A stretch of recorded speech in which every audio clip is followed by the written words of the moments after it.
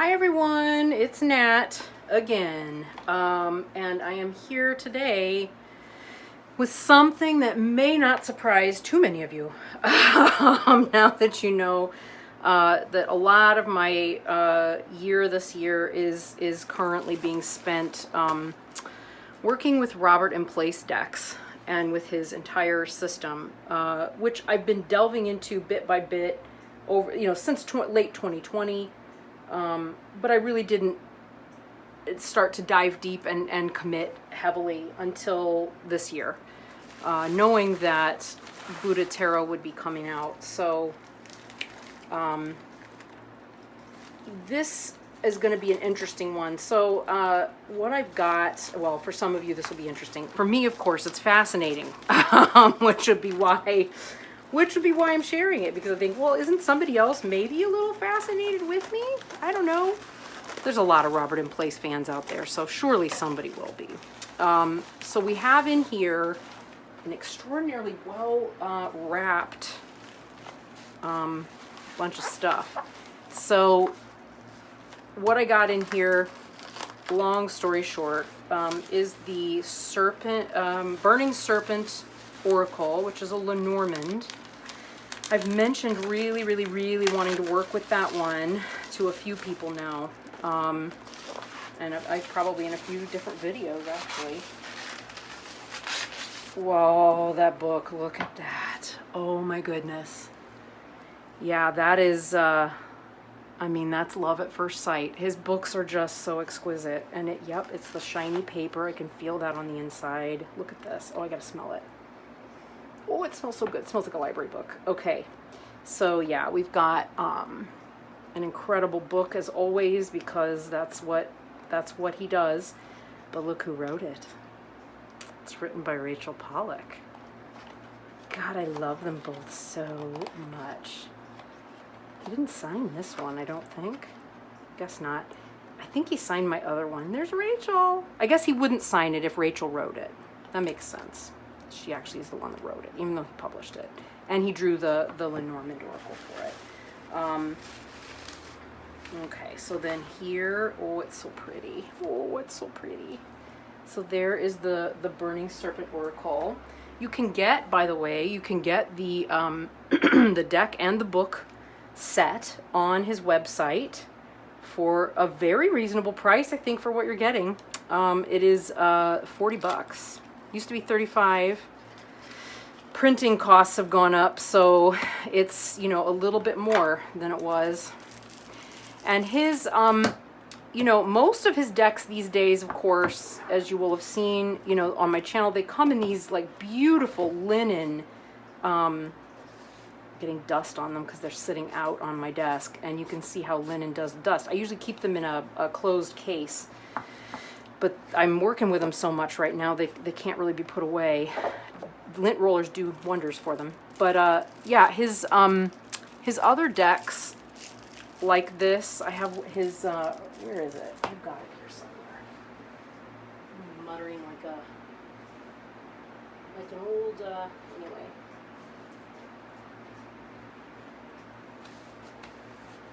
Yeah, here's this one. So the Hermes playing card, oop, there we are. Hermes playing card Oracle is one that's like, tuck box. Somehow I don't know why I went through this guy. I think I intended initially just to open it from the bottom. Oh well. But this one is not sealed. How do I get into?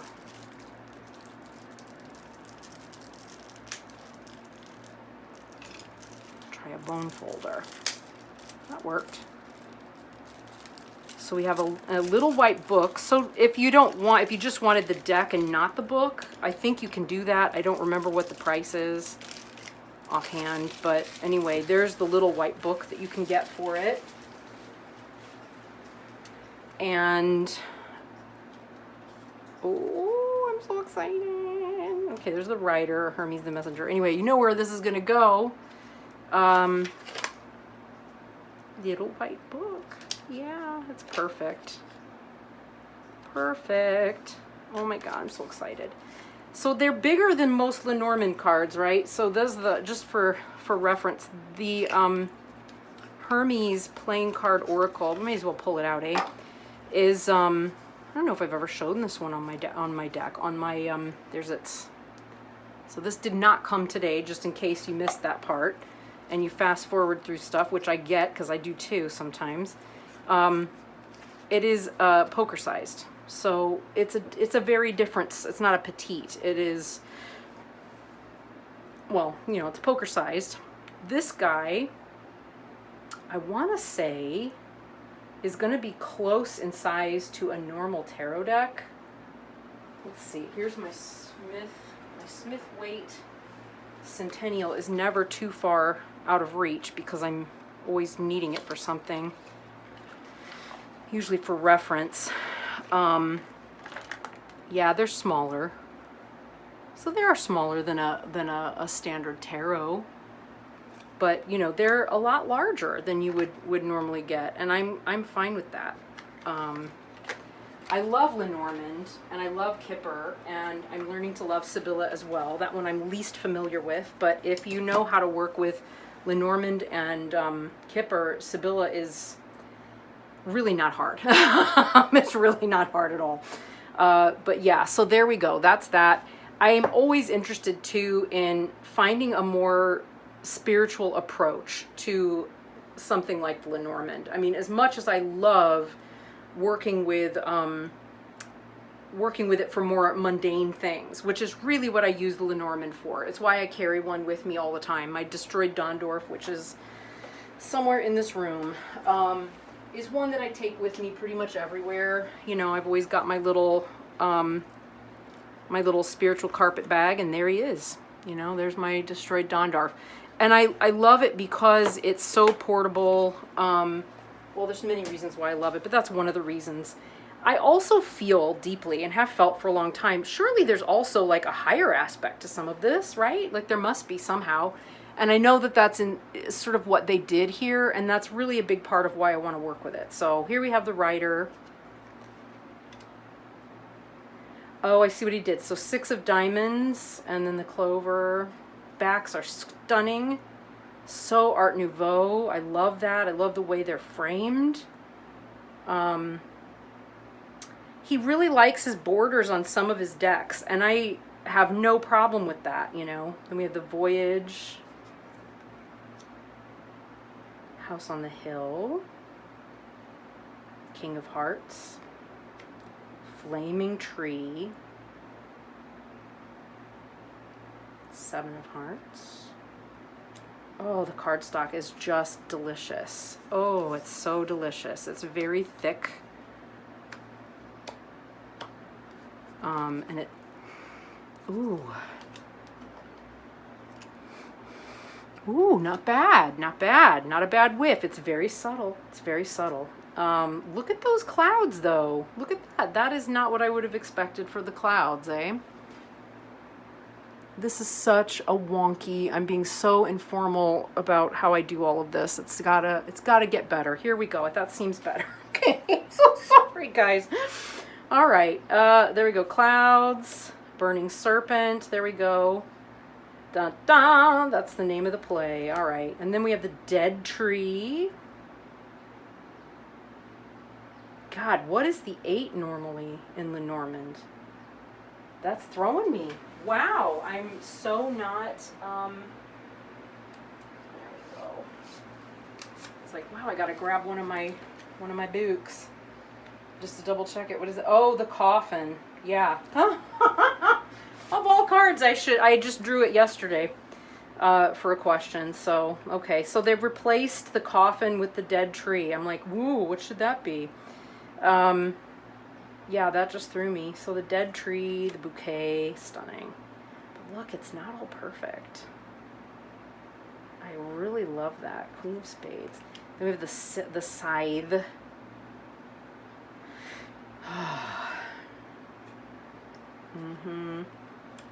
The Cat of Three Tails. Very interesting choice there.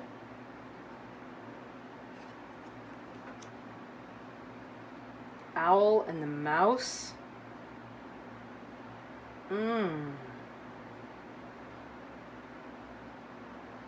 Again, throwing me off. Throwing me off. What are we looking at? I don't know what's after the whip. Okay, it is the birds. Wow. I would not have expected... I'm like, shouldn't that be the birds? That doesn't seem to me like it would be the birds just because it's an owl. Maybe it's the stork. No. You can see why I would have thought that was the stork, right? Is that just me? Okay. Clearly I don't have the numbers memorized and the sequence as well as I thought. That's okay. We'll work on it. 13, the girl and boy. All right, we're deviating. So it's the child, the fox, the bear. God, the cardstock is so good. The images are stunning. The stars, I like that with Archangel Michael. There's our stork facing a different direction. The hound or the dog. There's a really good mix in here of dark and light. I've really become a fan of his artwork.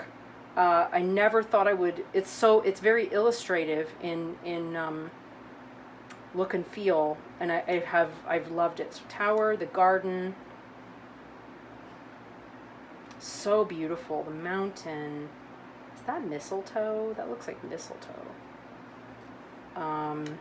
The path. Ooh. Obviously the crossroads, the mice. Those, oh my God, that's so cute. They kind of remind me of The Tale of Two Bad Mice by Beatrix Potter. The heart. Love that.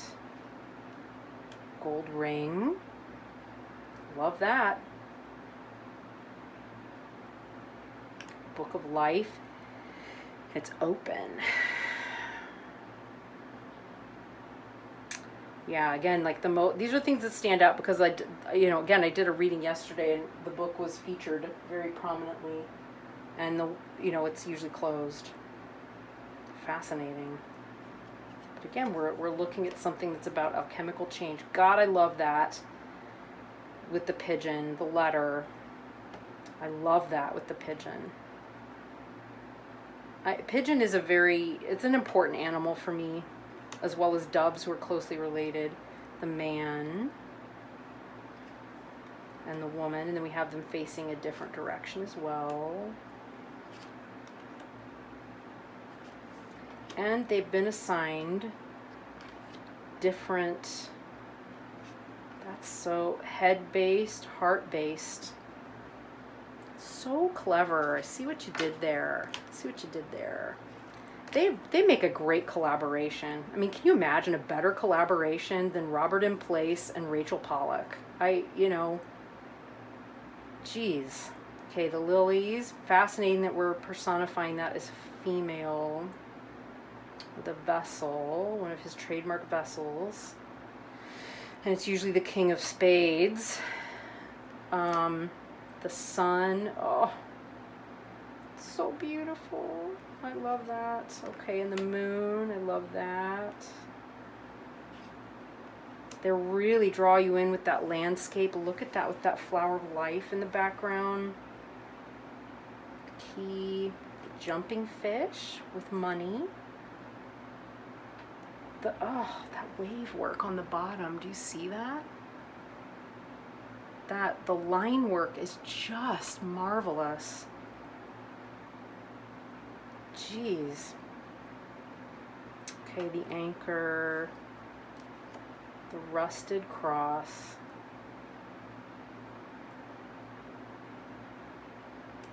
But with a bird.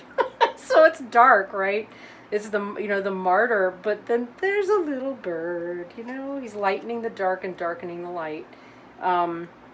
Osiris, these are extra, and Isis. Fascinating. All right, so that's the Burning Serpent Oracle. I cannot tell you how excited I am to delve into this guy. Yeah, there's going to be some major nerd outs on this. Major. Okay. There might be a series, guys. There might be a series. I can't help myself. I just can't. The teacher in me is still very, very much, well, it's really a learner, a teacher that's a learner. I love to learn, and then I love to share what I learn. And good teachers, I think, always do that, right? The best teachers I've ever had were always learners, and really love to learn, and then love to share knowledge, and were interested in other people and how do they learn? Like, what do they think? Yeah, anyway, little diatribe there. So the other item that's in here, you'll never guess. Well, come on out of there, baby. There we go. Can you tell how excited I am? I just can't contain it these days. When there's something really good that comes along, the world is so shitty right now, I just can't help but want to share something positive, because we need that so much right now. And we need love so much right now. And let me tell you what, the reason I got this one is all about love, and not just love, my love of this deck, and of, you know, the way that Robert in Place works with the idea of alchemy in his decks, and it's quickly changing the way I read everything. I can't help it. But also, this particular version of the deck came about from love and collaboration. Probably he would not describe it that way, but I do, because you know, when you collaborate with somebody very closely on something, and it's a long-term relationship, and they have profound respect for you professionally and all of the things, it's love, okay? It just is. So he first created this deck with an amazing woman who we sadly lost in 2020, I believe. It was either 2019 or 2020, by the name of Rosemary Ellen Guiley. And she had her own publishing company, and she was the first person to really say, like, hey, I love what you're doing. I want to publish your work, you know, to Place. And they had an amazing collaboration for quite a long time. And I'm a huge fan of Rosemary Ellen Guiley's work. I just love her. They collaborated together first on this deck. So, if you're someone out there who has an original copy of the deck, like a first edition, or you have just the book from the first edition that you found online somewhere, you've got Rosemary Ellen Guiley's first guidebook that goes along with this. And I don't know what's going on with her estate. I've always wondered if it might be possible to reprint that book, or, you know, or for Robert to reprint that book even, but I just don't know. I don't know where things stand. This is the deck I've been working with. It's the 5th edition in my videos so far. This is the 6th edition, and this one's called the Quintessential Edition. This one is called the Blue Sky Edition with 80 cards. So it's got the 2 different versions of the lover, and then there is a 22nd trump in here. I love the color. The color is, the jewel tone of that blue could not be better. Also, the blue sky as a concept is such an important thing for me as a, well, you know, if you've seen my channel and my Etsy, and the sky, and having a heart, cultivating a heart as big as the sky is a thing. That's what I aim to do. That is my goal in life, is to create a heart and cultivate a heart as big as the sky, so that everyone can find refuge beneath it. So this is his little white book for this. I have to say, he writes the most concise, rich, brilliant little white books. You will have everything you need to do basic readings with his decks if all you ever have is just this.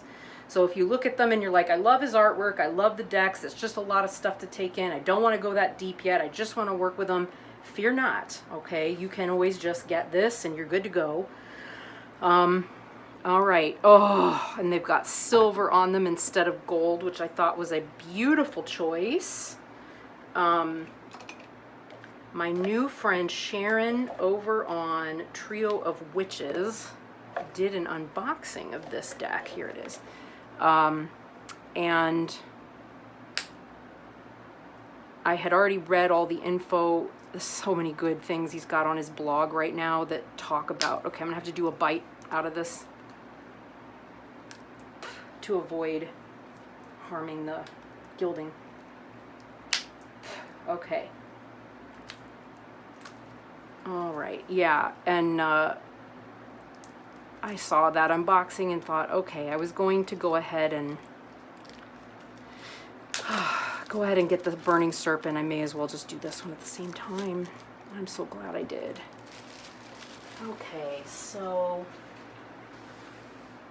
yeah, I probably won't walk all the way through this deck because we know roughly what it's gonna look like if you've been watching my channel.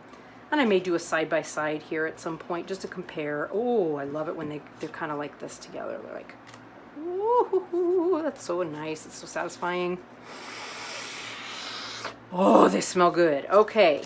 Yeah, they smell good. All right. So we're getting essentially the same type of deck, but we've got, you know, the blue sky in the background instead of the parchment. So let's see, the card I'm looking for, I'm going to have so much, oh, and look at those backs. God, those are so pretty. Everything about this deck, folks, everything about it. And you know what's amazing? A deck that is independently published at this level of quality is only $40. Okay, if you are a nerd and you're like, oh, I love indie decks, I love the quality, yada, yada, you cannot go wrong with his decks, okay? Just throwing that out there. Okay, I'm gonna have to do this. Just kind of get those pulled apart. So we end with Judgment. Oh, so beautiful. Okay, and then we have the World. Then we have the 22nd Trump. So I will leave a link to his writing in his blog about this card. Suffice it to say, this one came about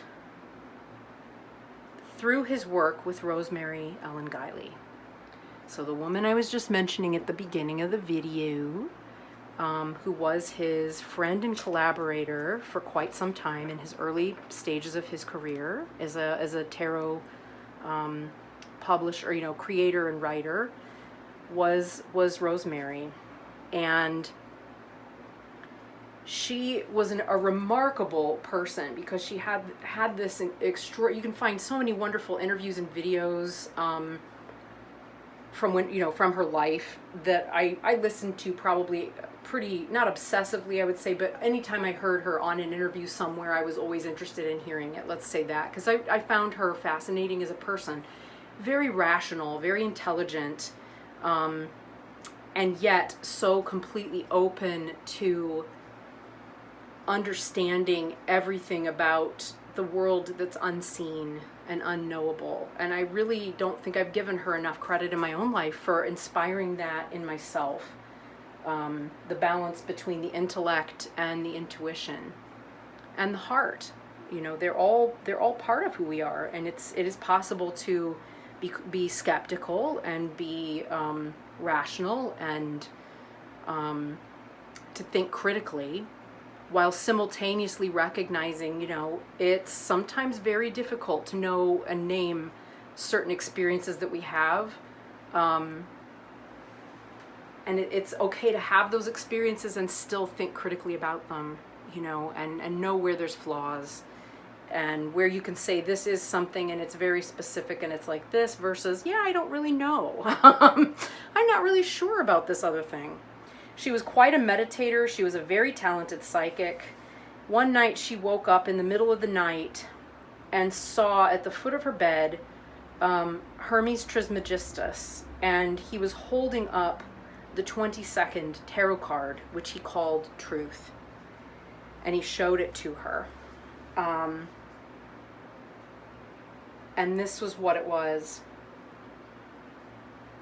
And he's put the Pythagorean Tetractys here in the corner. Oops, sorry.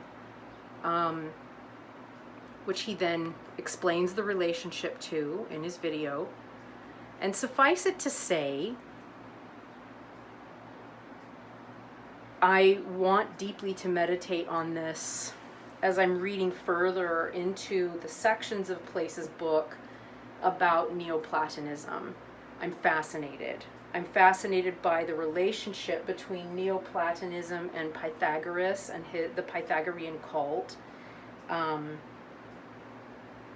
Because so many of the teachings there seem to intersect rather remarkably with a lot of Buddhist teachings and Eastern tradition. And I'm, of course, always fascinated about how those two things intersect and where. So, yeah. After she passed away, he decided to republish this deck. And he wanted to include an image. I believe he drew this image for her lectures so that she would have it, and worked with her to create it. And he realized, I need to include that as part of the Alchemical Tarot. I found the story extremely moving. And I think in part what I found so deeply moving about it is the way in which he wanted to honor her own experience and her wisdom, which was something that he clearly shared. This is a space that they clearly shared and understood about one another. Yeah. So, and it's shifted, of course, the entire color palette of this deck.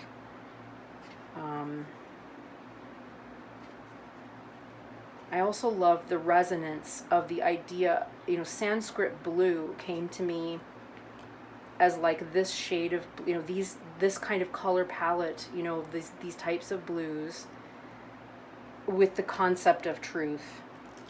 And not necessarily the truth, the universal truth, the truth that everybody subscribes to, but truth as a something that is accessible, and mysterious, and I don't know how to explain it, but it anyway. I had only just gotten my copy of the Alchemical Tarot. I think it was one of the last few before this one came out. God, I've always loved that King of Vessels. But I knew instantly I just had to. Because it overlaps so strongly and powerfully with so many images and ideas and things that have come to me over the years, through my own spiritual practice. So there we go. So that's that. So that is the 6th edition, kind of like sped through. I may do a side-by-side of these two decks at some point, because they're just worth looking at side-by-side, I think. God, it's so pretty. I'll probably use both decks, honestly. I probably will. But I think maybe I'll save this one just for me and use the other one for readings with other people. Maybe that's it. This just has such a feeling of the sacred to it. So yeah. All right, friends. Thank you for sticking around for this. I'll